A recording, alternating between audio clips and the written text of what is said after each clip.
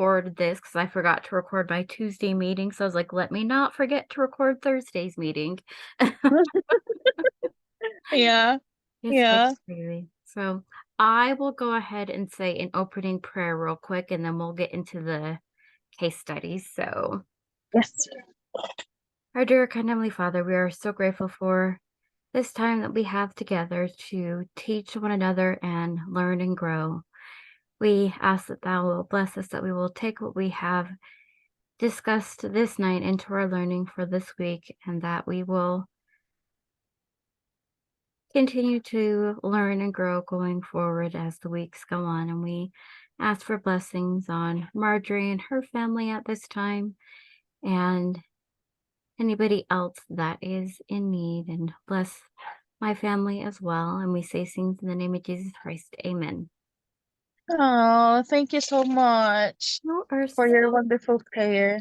welcome. You're so sweet. Oh, well, you're sweet too. We're both Oh, sweet. We're both kind yeah. and sweet people. Thank you. Thank you, Steph. Of course. So I will go ahead and do my case study first. So when you're ready, let me know. Make sure. Yep. Okay. I was like, did I have the information pulled up? Yes. Okay. So a 6-year-old female is presenting with symptoms of inattention, distraction, can't seem to sit still. She fidgets and talks too fast. As well, during the consultation, she interrupts both her parents and the doctor. These symptoms have been presented and have been going on for at least a year, and the parents are concerned with her grades that have started to slip at school. So, what do we think the diagnosis would be for this case study? Wow, what a beautiful case you have in there. So I think of two. I don't know which one is that. So number one is the autism spectrum disorder. And then the other one is personality disorder. You're super close, And super close. and I don't know if I got it correctly. Um You kind of were almost going on this, you were almost there because the autism spectrum disorder almost mhm. can kind of be falling into the same category as this. So it actually is attention Oh. deficit hyperactivity disorder. Oh yeah, the ADHD. Yep. How come I Because forgot that? ASD also can have very similar symptoms of ADHD. Oh, And is it? so, yeah, and Oh, yeah. sometimes you can be diagnosed with either one, or you're diagnosed with both. Because I have friends that have been diagnosed with ADHD, Mm-hmm. ASD, combination of the two. Whereas for me, I'm just diagnosed with ADHD. So Mm-hmm. I don't have the ASD part of it, but you were so close with going going with the ASD route because it was almost kind of in the right direction. So Yeah. I was like, oh, I was like, I know what my case study is. I'm like, all right, I'm going to formulate it, kind of Yeah. make it so it kind of throws you off a little bit, because it could very well be some of the other, you know, ones that you listed. So Yeah. in the reading with this, uh, do you know what the diagnostic procedures were?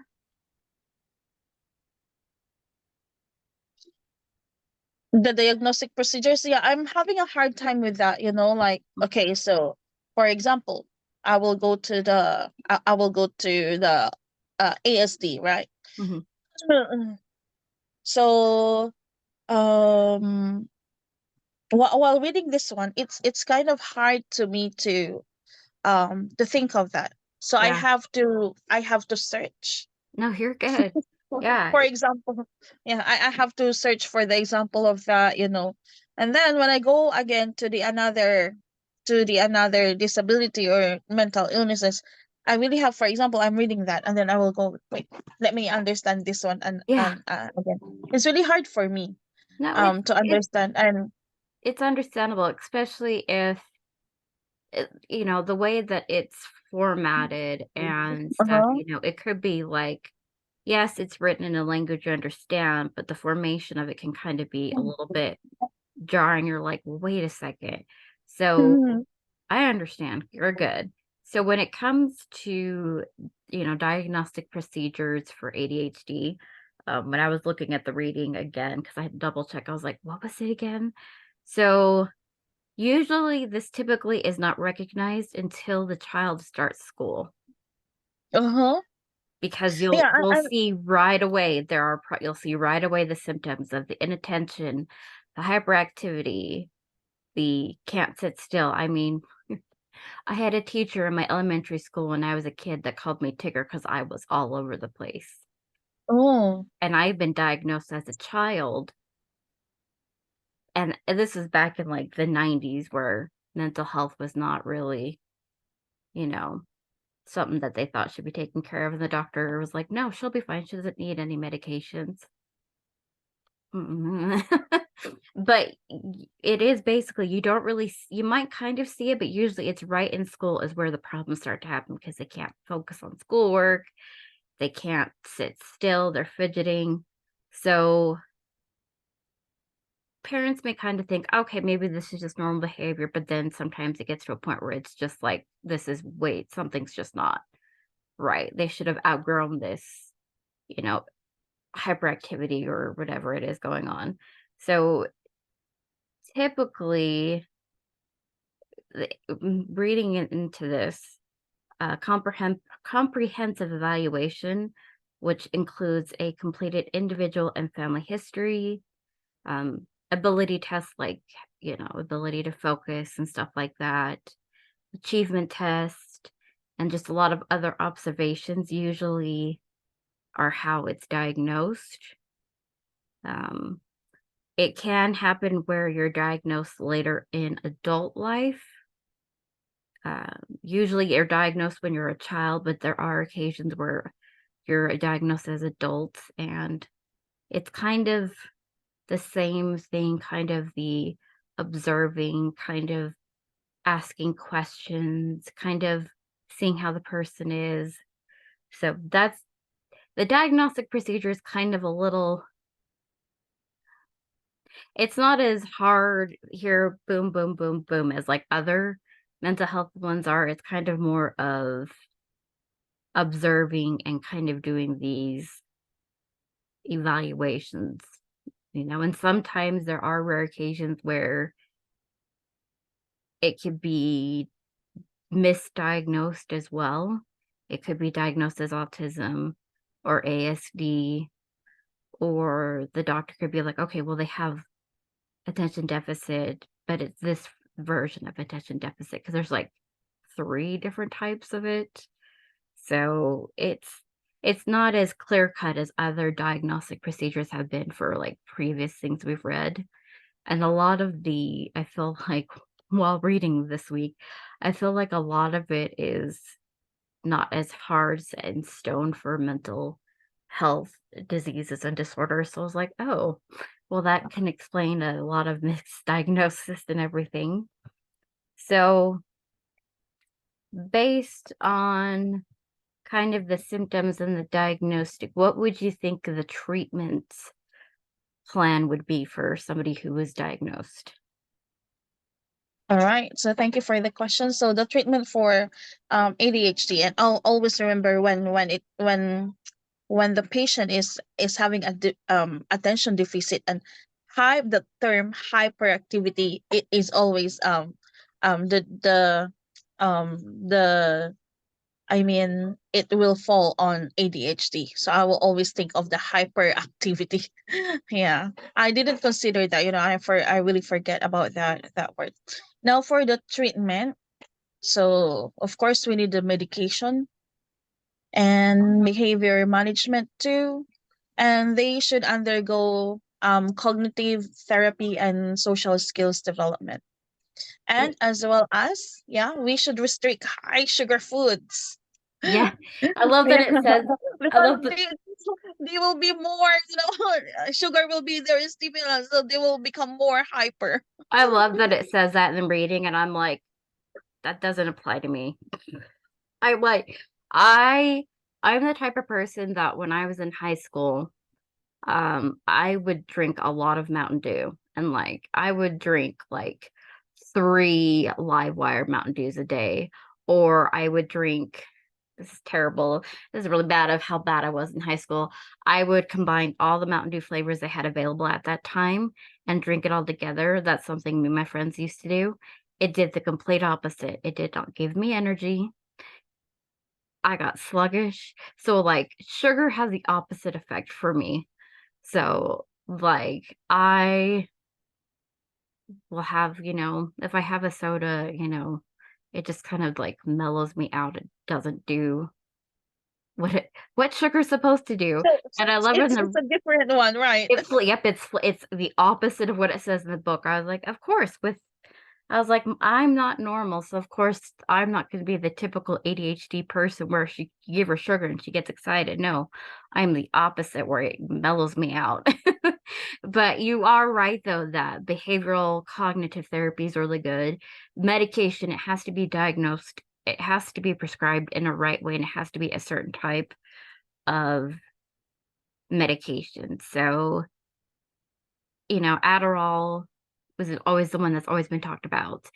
Back in the day, it used to be Ritalin, which, no, but Adderall is one. There's other types that are similar to Adderall that can be diagnosed. And, there are other, antidepressants can be diagnosed with it. So medication does help, but it's not the only thing. It has to be in conjunction with the behavioral, the cognitive, even mentioning art therapy as part of the treatment plan. I was like, that is such a smart idea.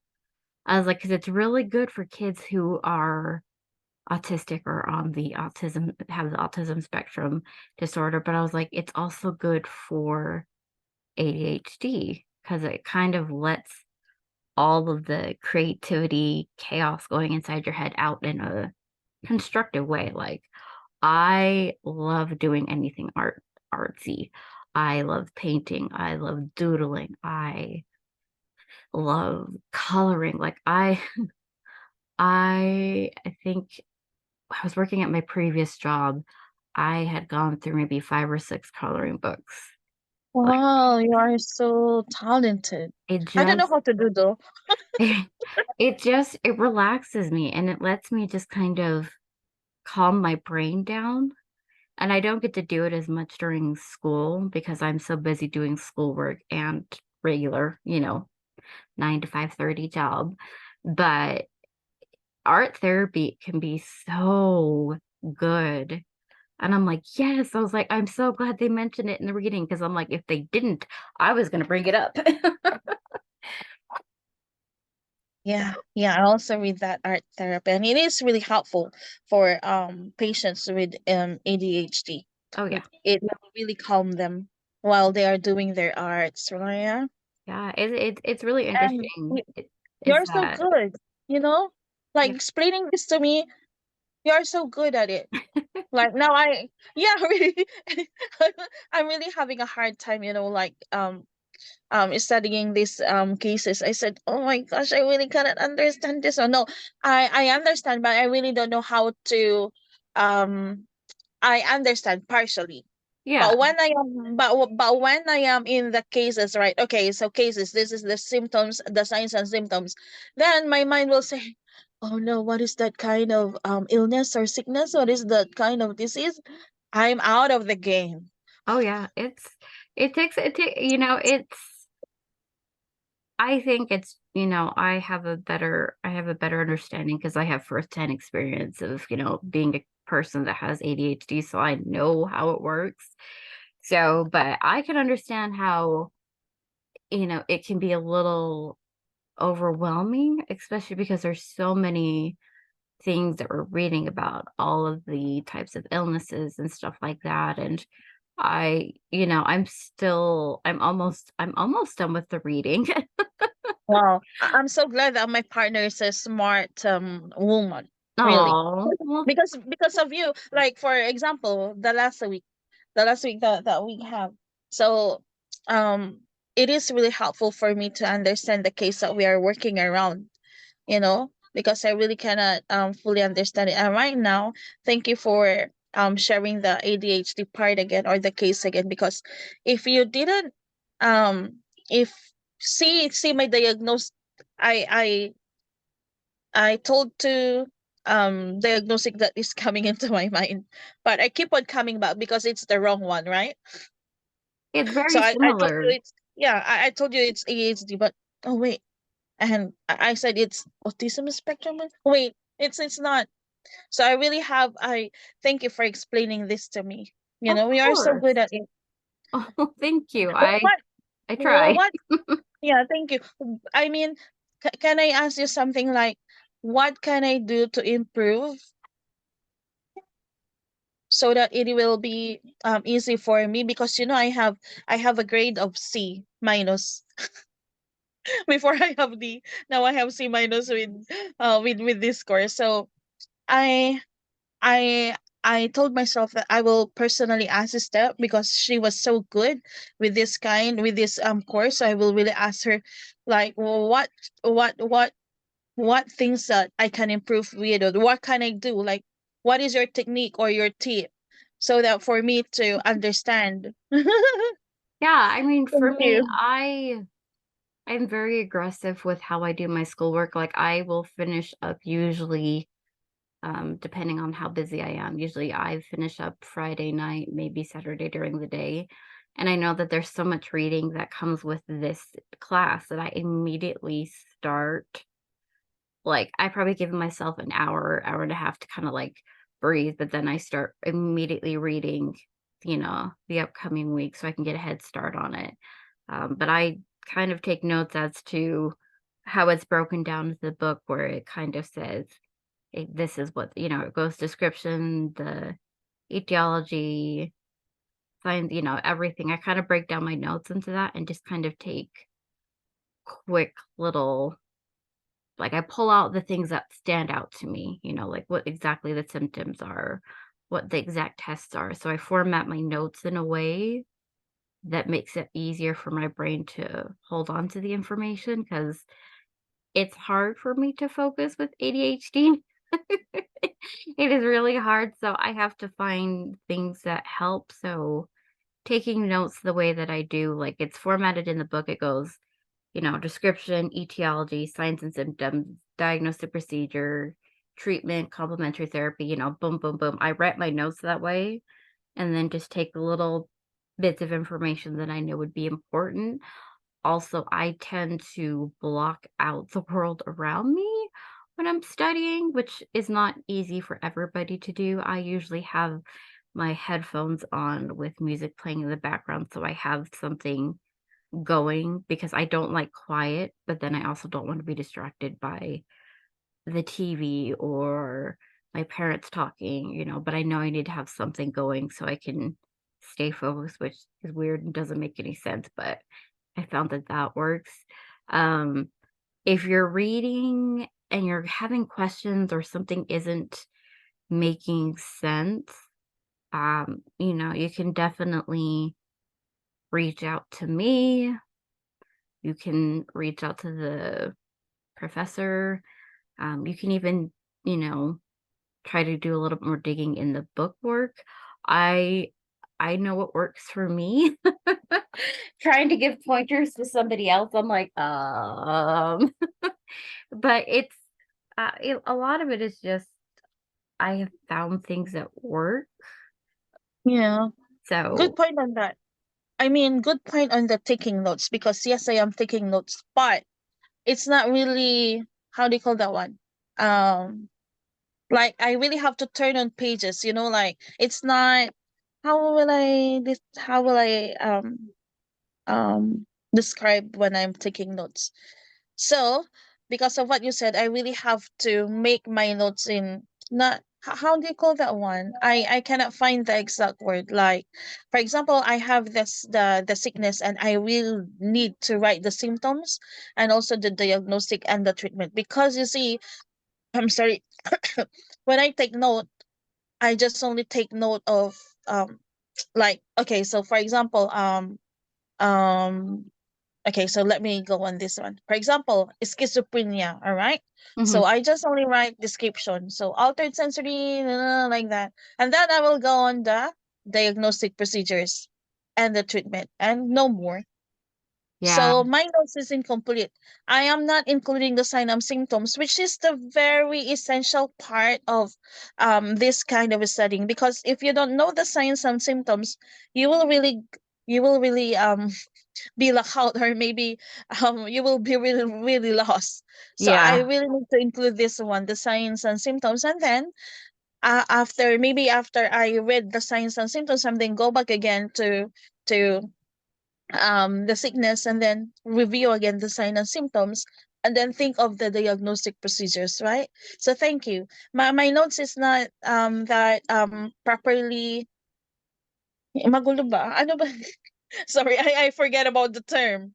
Yeah, but I really need to make use of the notes, and will properly document, or properly write everything in it. Not everything, but the important part. Like, yeah, of course, yeah, the description and the signs and symptoms, because I really taking I don't copy the signs and symptoms. I forgot about to copy it. No, I yeah, really don't copy it. And it's yeah. one of the most important part of that. Yeah, signs and symptoms are going to be really helpful because that kind of gives you the indication as to, oh, it kind of will give you a little bit more information so it doesn't come of the confusion as like thinking it's the ASD when it's the ADHD, or if it's the personality disorder, or something else. It just kind of gives you a little bit more information that kind of helps you understand the disease or illness better, and that's something that doctors will always ask, well, what symptoms are you having? Well, what's going on? They always ask for, what's happening. So signs and symptoms kind of help them make their diagnosis, which is why Yeah, we're right. reading in this class. That's why it's like, yo, this is boom, boom, boom, boom, Yeah. what it is. So, That is the important data that I that I am not including in my um in my notes. All right. So I also have this case. I'm Will ready. I present? Will I present it? And oh yeah, speaking. Did you receive the letter that we need to include? And I think there's an AI here, right? Like when you open the meeting, I can see that an AI is summarizing the meeting that we have, but Yeah, I don't know how it works. I haven't Because you figured that can out. see that. Yeah. I get And that, but I haven't figured out that process yet. I'm like, I have not had any time. oh yeah, like it she said that we have to include the right. She said you cannot touch the PowerPoint you guys use, and she said again, it must be typed out, and not just for the video, but as an attachment to this assignment. Make sure to do the same for subsequent weeks. Yeah, so I've got it set up where I've got, in Word, I've got it set up as attendees, case study 1, background, diagnosis, treatment, case study 2, background, diagnose, treatment, and then I've Yeah. got where it has link to meeting, so then I put the link in for the meeting into it. So Yeah, right. Do you want me to help you in that? Or maybe I can transcribe, or we can use the AI summary in here. I think I'm good. I made notes on brain not You're wanting to so work. cute when you do that. To me too. Sometimes I really forget on the word, because I am not a native English speaker. But that's why when you're speaking, I really listen to you, because you see, because on the textbook I told you, my learning is not on the reading. My learning is when someone is speaking to me and explaining to me. Oh yeah. So Yeah, thank you for that. My brain kind of So forgets what I'm saying, so I'm like, blah, blah, blah, blah, and I forget. So yeah, I mean, I have got it where I've set it up to saying, hey, this is what this, I gave the background for mine. I gave what we, established the diagnosis was, and then what the treatment is. So I've got it set up better than I did last week. I was so discombobulated last week, but now I've got it set up correctly. So wonderful, wonderful. Thank you, Steph. I really prayed hard that I really pray that this semester I can, because I have not so bad experiences with the last semester that I have. I really need to drop or withdraw on my course, because I really can't, because I really don't. And we have like six in the group, and when they're speaking so fast, I feel like oh yeah. I'm lost, and then one It, another will speak, and then another one will speak. So yeah. I yeah, it's hard on, When you like. have a big group, it is very hard. And I was so nervous about this semester too, because I was like, I know I'm going to have groups for both of these classes, but I'm like, I did the same thing. I prayed. I'm like, please. I was like, make it easy for me because I'm like, I've had problems in the past and I have this group with you. And then my other Mhm. group, it's just me and two other guys, and that's it. Oh yeah, There were more yeah, people in that group, but other people dropped the class, so it just dropped down to yeah, three. I was like, yes. And then yeah. I'm a dork and didn't record the meeting this week. So I'm like, oh, I Oh, apologize to you my forgot. I'm like, Yeah. I apologize to my And professor. I'm like, I'm sorry. like your group mates are from America too, or Yeah, from? they surprisingly, they're all in the United States for that one. All right, One in Idaho and I think one in Arizona or Texas. I'm all like, right. oh, I was like, that kind of worked out. And I'm like, I've had it where I've had people in the United States, people in the Philippines, other Mm-hmm. countries. So I'm like, I don't care what it is. I just don't want it to be a super big group. I'm like, I don't care Yeah, yeah, where they're from. yeah, Just don't overwhelm me with people. yeah. Me too. So I have the same feeling on when more part of the group. All right. So this is my case. Will I present it?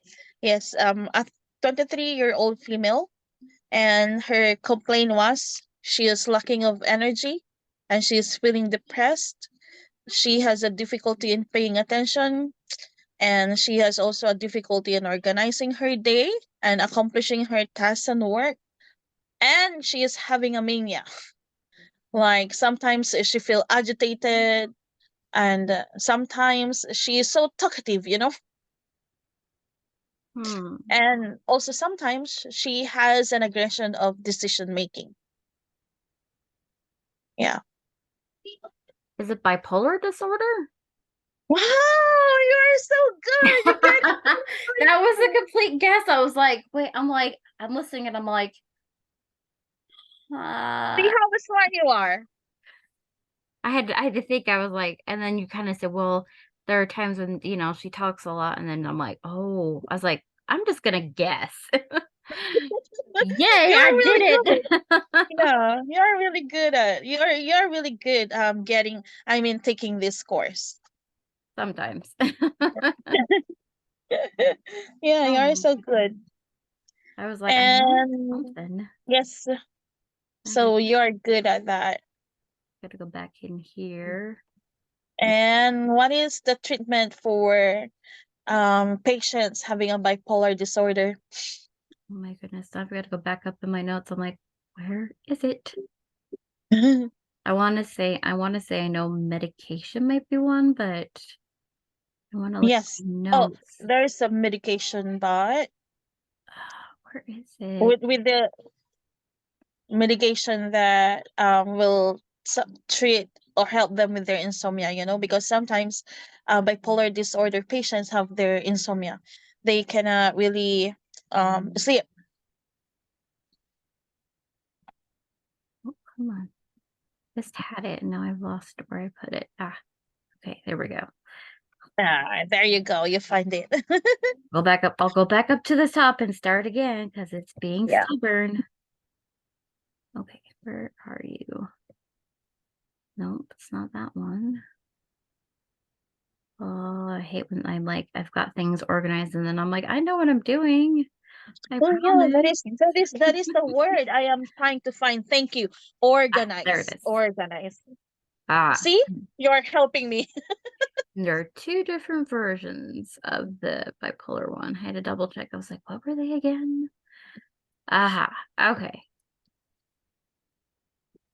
Okay, there we go. I had to go back to my treatment notes.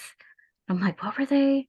So it looks like when I was reading the reading, it said that one of the primary goal was to decrease the episodes of both the depression and the mania. So Yeah. I know that they're looking into watching for triggers and stuff that causes as my brain likes to say, the flip of the switch. That's not the Mm-hmm. right words, but that's what my brain says. So family support systems are a good part of the treatment to kind of help recognize the shift in the moods. So creating systems for monitoring mood shifts, suicidal thoughts. Oh my gosh, I can't talk today, brain. Words, say the right one. Okay, there we go. Major treatment would include medications, psychotherapy, and the electronic convulsive therapy, which still gives me.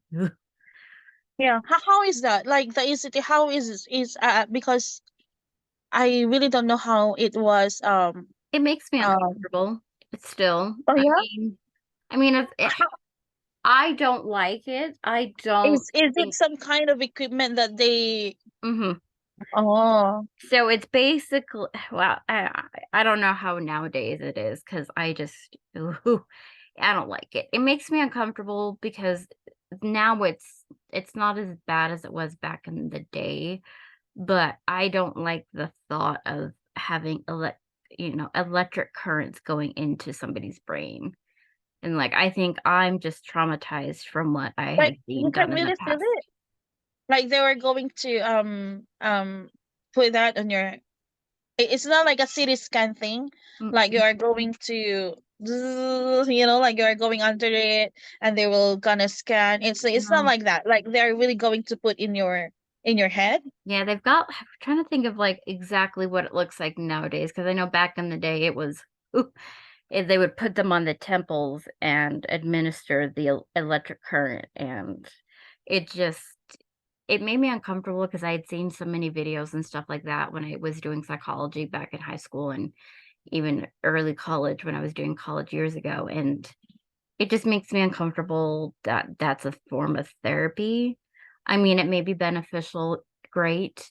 I just don't like it. I don't like what it does to, yes, it administers a current to the brain, but it causes seizures and stuff, and it's just, mm. Oh, so that's the downside of using this kind of equipment. Yeah. I mean, it could be beneficial. I just have never Yes. felt it was beneficial. I Uh-huh. don't know.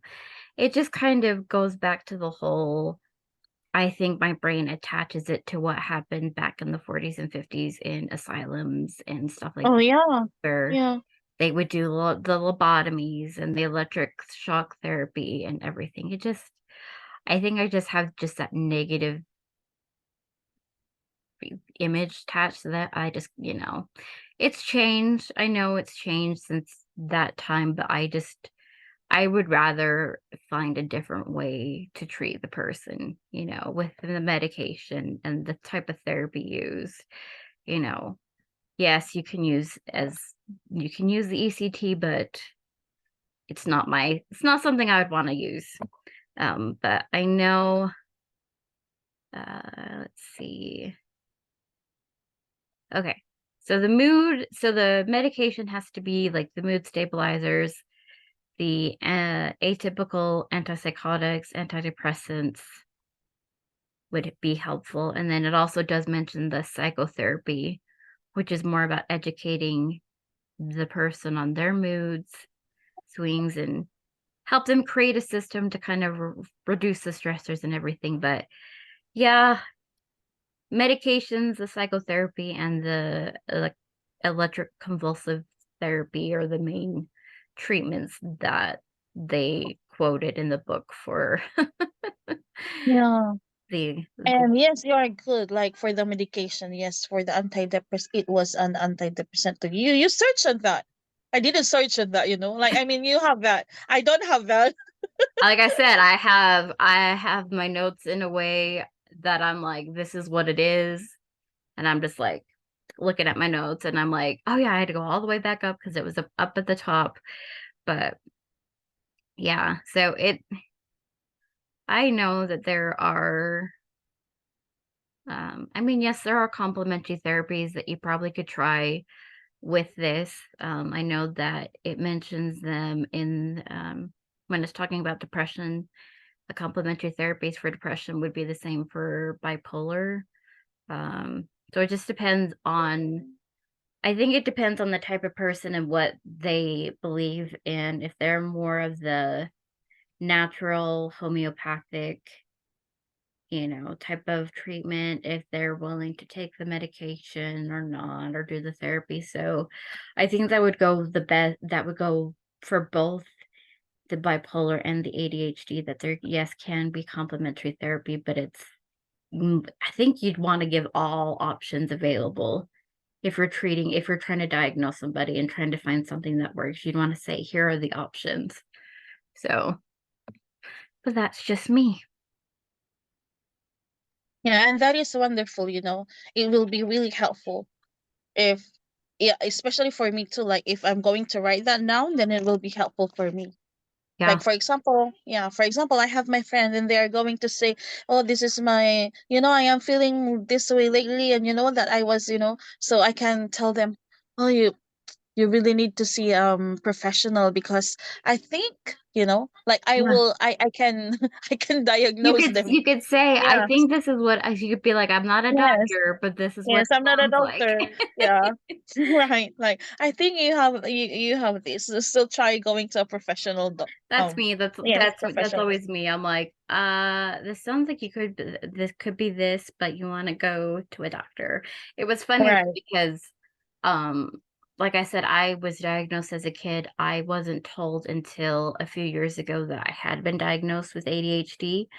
It was like a switch in my brain got flipped, and I was struggling more than I ever did at work and everything. And my mom's like, "Yeah, you were diagnosed with ADHD as a kid," and I was like, oh, that makes a lot of sense. So I got into the doctor, and discussed with him, and he's like, oh, yeah. He's like, well, let's start off with the medication. And I'm like, okay. And that's been doing great. And I'm doing other things. And then my sister was kind of struggling too. And she was trying to figure out if it was bipolar, if it was ADHD, if it was, trying to figure out what exactly was going on. And so she had a full test done by her therapist. And he's like, it's ADHD. So we both have Mm-hmm. it, but we both have different versions of it. So So so people with depression sometimes will fall into bipolar or maybe will fall. Yeah. It is. it can, it's Yeah. kind of interesting though, because mental health can all be I always feel like any mental health disorder or disease can all be related into others. Uh, Uh-huh. you know, I I have ADHD, but I also have panic Yeah. anxiety disorder and major depression. So they all kind of are, sometimes can all be interlinked with each other, sometimes they're not. Sometimes other Mm-hmm. things can be contributing to it. Like I have ADHD and I have all the other mental health issues that I have, but then on the flip side, physical, I have an autoimmune disease that is connected to both. So if I have, Oh, wow. yeah, so if I have a You flare, have that too. yeah, yeah, our bodies are And weird and like to connect things together. And yes. I'm like, Yes, right. I'm like, what? And I'm like, fine, I've gone like on a self discovery the past couple of years, and I'm like, all of these things that have been Yeah. happening, all of these Yeah. little odd things with my body and my health, and I'm like, it's all related and all kind of meshed into one. I'm like, I'm just a little ball of complicated mess. Yeah, but when you're not telling those to me, I feel like, oh, she's a very normal person. Well, thank You you. know? I Yeah. try to act normal. Yeah. It Yeah, doesn't she's a always very come out normal that person. way. I don't know what's going on within you. Like if you are not telling me that you have this kind of, I said she is normal to me. You Yeah, know what I mean? Yeah. yeah. And you are so strong and brave because you can, I don't know how you do it, but really you are so good handling what is those sickness within you. Yeah, Thank you I for that. mean, Now you will be my inspiration because oh, sometimes yeah, you're gonna make me sometimes cry. really, I, really. you know, it Thank you so much for your example. it's a combination of I'm really stubborn. I get that from both sides of my parents. It's my Irish, Scottish, and Welsh heritage kicking in that makes me stubborn. But I kind of also rely on Whatever ish. yeah. I also kind of rely on that I can do hard things. There are people that are worse off than me. There are people that have worse things going on. I just take each day as it comes. I know what can cause me to be overwhelmed or have a flare Mhm. up. I manage it to the best of my ability. Sometimes though I can't. I Yeah. just handle how it is, but I'm stubborn and tough and I just take each day as it comes. My mom You're good at it. Like for example, you are the living testimony and you have that wonderful story and you have a good impact, especially for those who are really struggling with those kind of illnesses. Really, I because try. you see, while I'm discussing that to you, I am having goosebumps. You're gonna make me cry. I try. Oh, I'm not a perfect person by any means. we I are not. mess up. But I do my best and I know that when it gets to be tough that I can rely on Heavenly Father and stuff to kind of give me that extra boost that I need when I'm struggling. So I I take each day as it comes. I try to be as normal as I can be.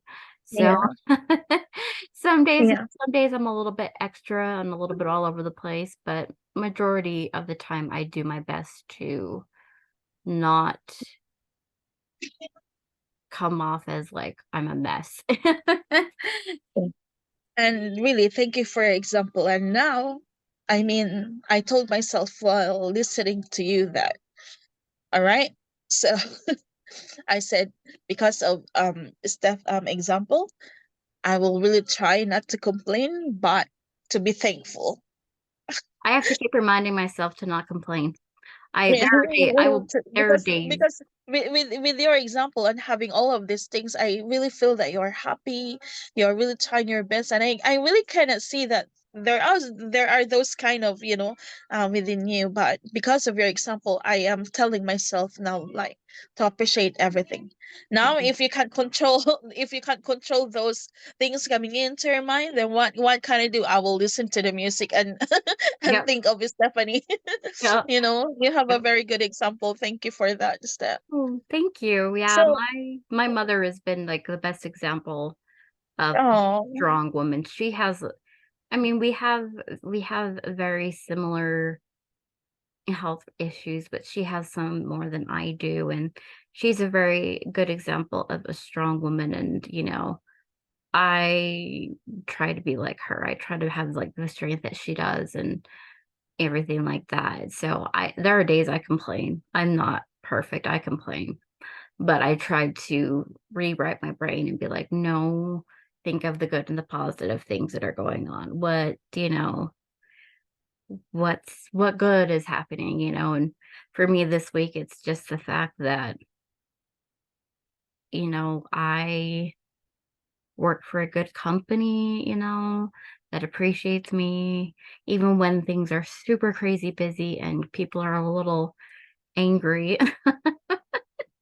Can get some customers angry about their accounts and stuff, oh, yeah. I also read about the anger management, and I have that issue in me. So I will really work on that. I you I know. do my best. I do my best. I'm not a Mhm. perfect person, but I try. So thank you for your Yeah. kind words. That made Yeah. my entire month, entire week so much better. Oh, But I yeah. think we did pretty good tonight. I Yes, you're mean, so much welcome. And you know, I also would like to thank you because you are not good sharing to me what is this disease is all about, but you're also um interweaving something on me. You know, it's not only on academics, but really, that's why I really appreciate you as well, my group partner. I Thank you. appreciate you for your kindness. You know, I'm the type of person that I don't interact with people to try and make an impact. If I have an impact on their lives, great, but it's not that I'm aggressively trying to, make a change. But if I can have some type of good influence on you, if something I said inspires you, that tells me that I'm not as bad of a person as I sometimes tell myself I am.